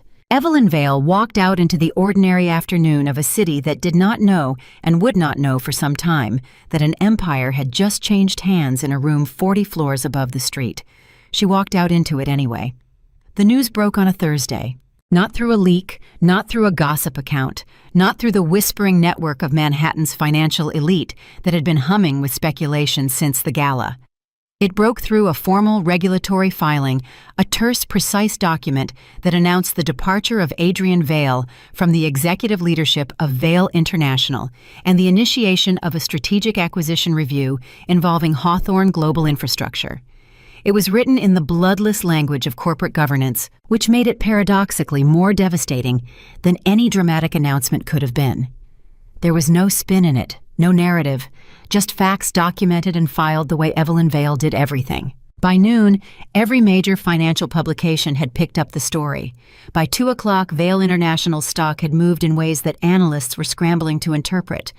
By 4, 3 television networks had sent crews to the building's lobby, where they filmed the entrance and spoke to sources who knew nothing firsthand, but were willing to speculate at length. Evelyn watched none of it. She was in Cincinnati. She had driven to Dana's house the morning after the board vote, not flown driven, which she almost never did anymore, because she needed the hours of highway between New York and Ohio to exist in a space that was not a boardroom, not a penthouse, not a conference room, or a hotel lobby, or any of the places where the last 3 weeks had happened.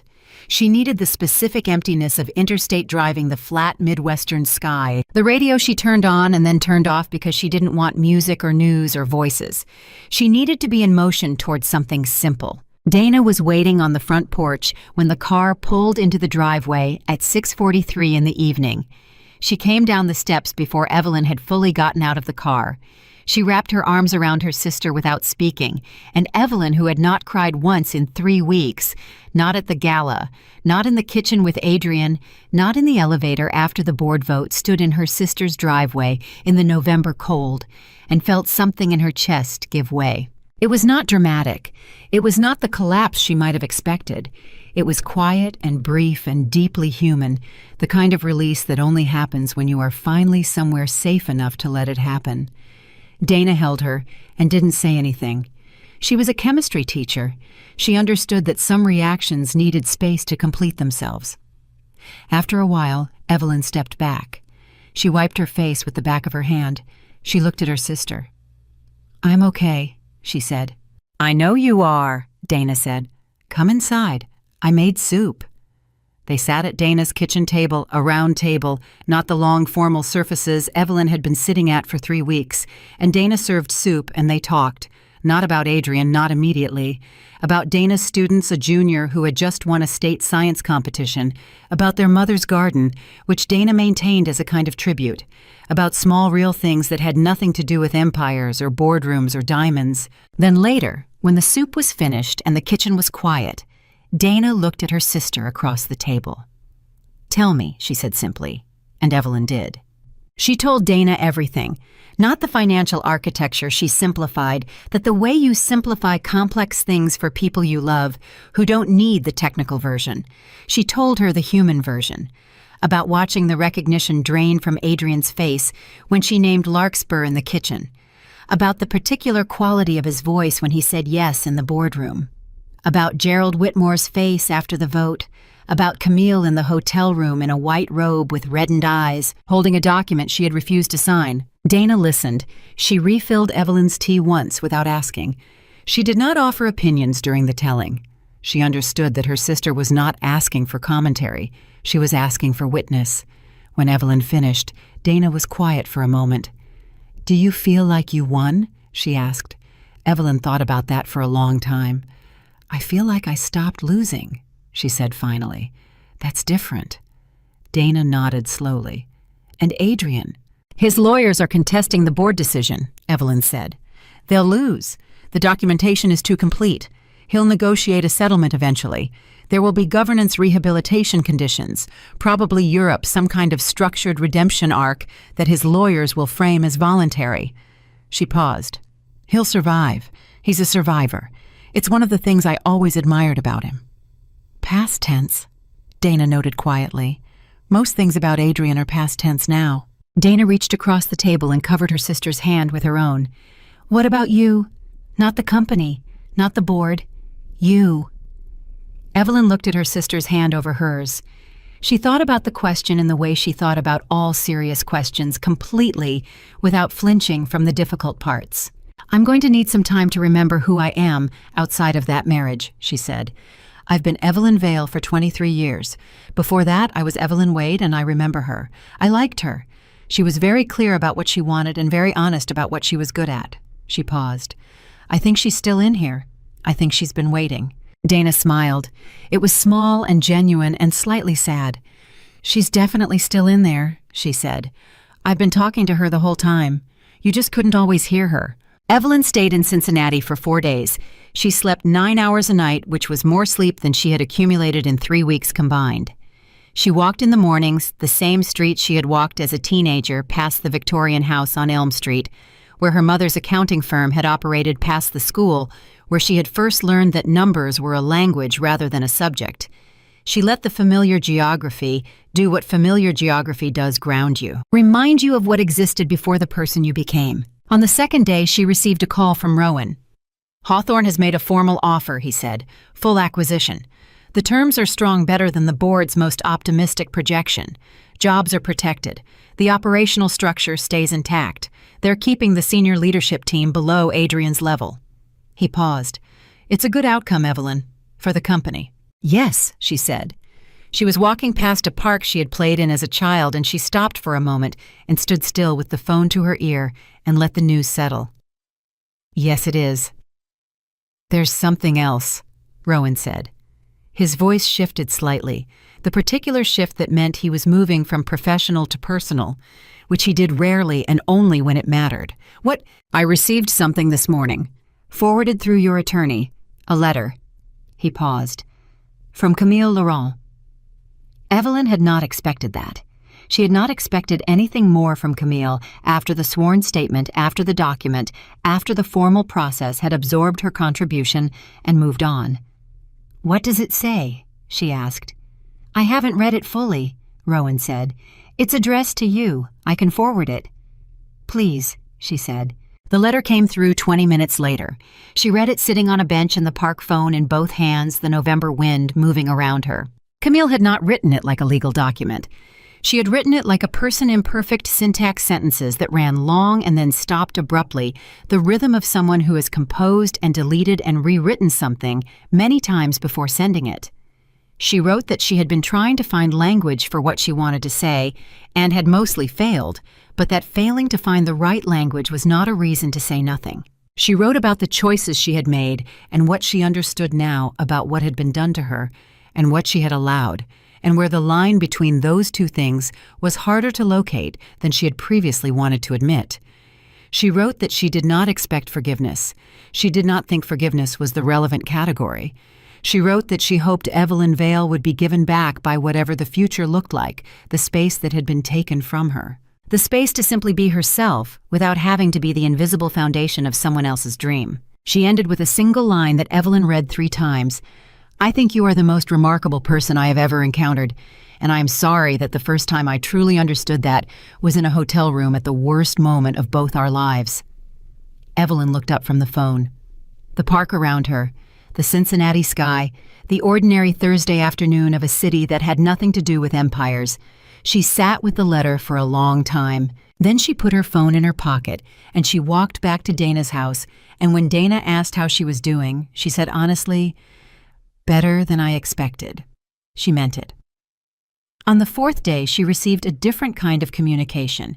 Not a phone call, not a letter, but a formal document from Adrian's lawyers. Not the divorce filing, which was moving through its own separate process with her attorney managing it. Something else. A request. Adrian wanted to meet. In person, not through lawyers. The request specified that no legal representatives be present, that the meeting be private, and that the purpose was, in his words, a conversation I should have had years ago. She read the request twice. She sat with it for a full day before she responded. She responded yes. They met in New York 8 days after the board vote at a small restaurant in the West Village. Not the same one she had met Rowan in, but similar in character. Unremarkable. No cameras, no audience. Adrian arrived before her, which she noted because he was almost never early to anything. He was sitting at a corner table with water and no phone visible, which was also unusual. He stood when he saw her come in. He did not try to kiss her cheek. He simply waited until she sat down, and then he sat down and they looked at each other across a small table with the particular clarity of 2 people who have nothing left to perform for each other. He looked different. Not devastated. Adrian Vale would never look devastated. It was not in his constitution. But smaller somehow. Not physically. The quality of his presence had changed. The room was not rearranging itself around him the way rooms usually did. He was just a man in a restaurant. It was, she thought, possibly the most honest version of him she had seen in 15 years. "Thank you for coming," he said. "You said it was important," she said. "It is." He looked at his water glass for a moment. "I've been trying to find the right way to have this conversation, and I don't think there is a right way, so I'm just going to say it." He looked up. "I owe you an accounting, not a legal one, a human one." She said nothing. She waited. "I knew what you were doing," he said. "Not the specifics, not Larkspur, not the full architecture. But I knew that you were holding things together that I wasn't fully managing. I knew it, and I chose not to look at it closely, because looking at it closely would have required me to acknowledge that I needed you more than I wanted to need anyone." He paused. "I was arrogant. I convinced myself that my contribution was the primary one, that the charm, the deals, the relationships, that was the real engine, and everything else was support. I let that conviction become so complete that I stopped seeing you at all. I stopped seeing you as a person. You became part of the furniture of my success. He said the last sentence as though the words tasted wrong in his mouth, which she suspected they did. "And Camille," she said. He exhaled slowly. "Camille was, I told myself it was separate, compartmentalized, that it didn't touch us, but it did touch us. It had been touching us for years because every decision I made in that direction was a decision made in the knowledge that I could, that you would manage, that the structure would hold. He met her eyes.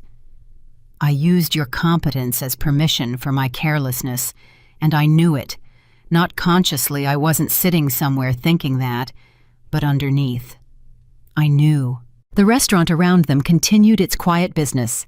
Someone at another table laughed at something. A waiter moved past. The ordinary world.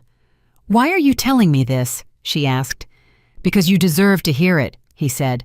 "Not in a legal filing, not through lawyers, from me, in person." He paused. "And because I think I needed to say it out loud to understand it myself. That sounds self-serving. It probably is, but it's also true." Evelyn looked at the man across the table. This man she had chosen at 29 had built a life alongside, had supported and saved and quietly sustained through 23 years of a marriage that had started as a genuine partnership and had ended as something she no longer had a word for. She thought about what Dana had said. Most things about Adrian are past tense now. "I hear you," she said finally. "Not I forgive you. Not I understand. I hear you." Because that was the true thing, and she had decided somewhere in the 4 days in Cincinnati that she was only going to say true things from now on. He nodded. He looked at the table. "What happens to you now?" she asked. Not with cruelty, with genuine curiosity, the same curiosity that had drawn her to him in a conference room 30 years ago, the interest in a mind that was brilliant and blind in equal and adjacent measures. "Governance rehabilitation," he said, and there was a dry, self-aware quality in his voice that was new, that had not been there before the boardroom. "Europe, probably. My lawyers have been talking to a firm in London about a structured advisory role, something with oversight and conditions and regular review." He paused. "Essentially someone watching over my shoulder while I demonstrate that I can make decisions responsibly." "That's appropriate," she said. "Yes," he said. "It is." He was quiet for a moment. "I didn't think you'd actually do it. Even at the end, even sitting in that boardroom, some part of me thought you'd—" "Stop," she said. "Pull back," he said. "Find a version of it that didn't require full detonation." "I tried to find that version for years," she said. "It doesn't exist. Not with someone who has stopped respecting the person they're dealing with. There's no partial accountability. There's only the whole truth, or the continuation of the lie." He looked at her for a long moment. Something in his expression shifted, not into pain exactly, but into the recognition of pain, the acknowledgement of something real. "You were always the best decision I ever made," he said quietly. "I just didn't understand what that meant until I made enough decisions without you to see the difference." She sat with that for a moment. Then she picked up her water glass. She held it without drinking. "Adrian," she said, "I want you to hear something from me the same way you wanted me to hear something from you." He waited. "I don't hate you," she said. "I want to be clear about that, because I think you might be expecting that I do, and the absence of it might confuse you. I don't. What I feel about you right now is something more like the feeling you have when you've been carrying something very heavy for a very long time and you finally set it down. There's no anger in it. There's just space. Space that I don't quite know what to do with yet." She set the glass down. "But I'll figure it out. I'm good at figuring things out." He almost smiled. It was genuine. It was the smile she had first seen across a conference table 30 years ago, not the performed one, not the boardroom one, the real one which surfaced rarely and always unexpectedly. "Yes," he said, "you are." They did not stay long after that. There was not much more to say, and both of them understood this without needing to state it.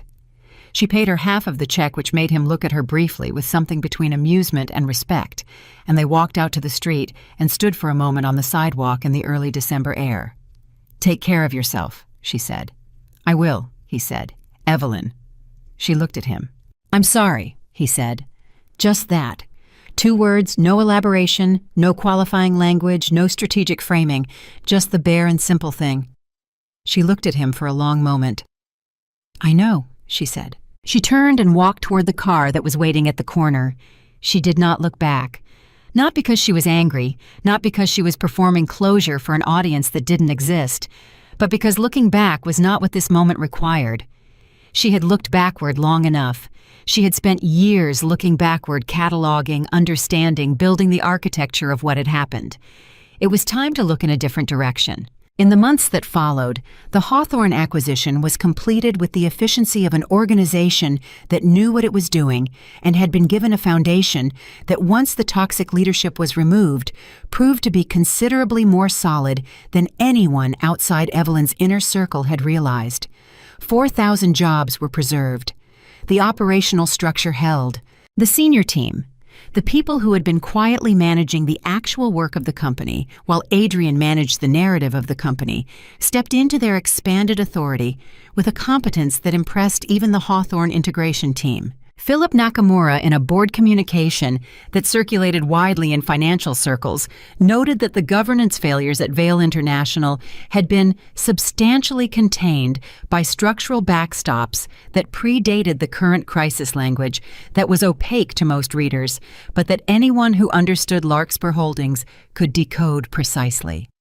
Rowan Pierce sent Evelyn a text the day the acquisition closed. It held all of it. She sent back, "I know." Adrian completed the governance rehabilitation program in London. He was by all accounts a different participant than he had been an executive, more careful, more genuinely curious about consequence, less interested in performing authority, and more interested in understanding it. His advisors noted the change without fully understanding what had caused it. Those who knew him well understood that a man who has had the true architecture of his life revealed to him, who has sat in a boardroom and heard the real story of his own company told by the woman he had spent years forgetting, does not come away unchanged. He did not attempt to rebuild an empire. He became quietly an advisor to smaller companies in restructuring a role that suited the skills he genuinely had without requiring the ones that had always been borrowed. Camille Laurent went back to France. She built the consulting practice she had always wanted, this time on her own terms, with her own money, with no one investing in her in exchange for things she would not put into writing. She sent Evelyn a card 2 years later, just a card, handwritten brief. It said, "I am building something real. Thank you for not destroying me when you could have." Evelyn read it at her desk, a different desk now in a different building, in a space that was entirely hers. She kept the card. Because the truth was that destroying people had never been the point. The point had never been vengeance, had never been the satisfaction of watching Adrian Vail diminished or humiliated or brought low. She had felt none of those things in the boardroom. She had felt instead the particular sober relief of someone who has told the truth in a room that needed to hear it and watched the room reorganize itself around the truth rather than around the comfortable fiction. She had removed a thing that was causing damage. That was all. That was enough. In the 3rd year after the board vote, Evelyn established the Larkspur Foundation, a restructuring of Larkspur Holdings' philanthropic capacity into a dedicated institutional entity focused on healthcare infrastructure in underserved communities. The foundation's first major project was a hospital wing in Newark, funded jointly with 2 partners she had cultivated over years of quiet professional relationships. The wing was called the Vail Infrastructure Center, which was Hawthorne's suggestion and which she accepted without comment because the name was accurate. It was in fact built from the infrastructure of everything that Vail International had once been, and she had made her peace with accuracy, even when it came attached to complicated history. The opening was on a Tuesday in April, 3 years and 4 months after a diamond necklace had been fastened around another woman's throat in a room full of witnesses who would spend years debating what they had seen and what it meant. Evelyn arrived alone. She wore charcoal gray, the same color she had worn to the boardroom, which was not intentional, but which she noticed when she caught her reflection, and thought with a small private clarity that it suited her. It always had. Dana was there. Rowan was there. Gerald Whitmore had flown in from Boston. Philip Nakamura had sent a representative who handed her a card with a personal note that said simply, "Well done." There were doctors and nurses and administrators and community members and politicians and a small press contingent that she had agreed to brief but not perform for. There were children whose families would receive care in this building. There were people whose lives would be affected in small and large ways by the existence of this place, people who had nothing to do with galas or boardrooms or billion-dollar empires or diamonds, who simply needed what this building was built to provide. She stood in the main corridor of the new wing before the official program began, in the quiet that precedes public events, and looked at what had been built. No gala, no chandeliers, no string quartet playing something European that no one was really listening to. Just walls, equipment, capacity, the structure of actual help. Dana came and stood beside her. They stood together in the quiet for a moment. "How does it feel?" Dana asked. Evelyn thought about the question seriously, the way she thought about everything seriously. She thought about the conference room where she had first met Adrian, the years of work, the quiet discipline, the invisible load-bearing walls she had built and maintained. She thought about the gala and the diamonds and the smile. She thought about the hotel room and Camille's reddened eyes. She thought about the boardroom and the word yes falling flat and final from a man who had run out of alternatives. She thought about the highway from New York to Ohio and the Cincinnati Park and her sister's kitchen table and soup. She thought about what it felt like to set something heavy down and discover that your hands free of it could build something new. "It feels," she said, "like the right size." Dana looked at her. The right size? Not too big, not performed, not built for someone else's approval. She looked at the corridor, at the light coming through the windows, at the ordinary and extraordinary fact of a building that would do good because she had decided it should. Just the right size for what it needs to be. Dana put her arm through her sister's. The program began. Evelyn Vale stepped forward into the work. She was not standing behind an empire anymore. She was standing in something she had built entirely for herself and for everyone it would serve, and it was exactly precisely enough.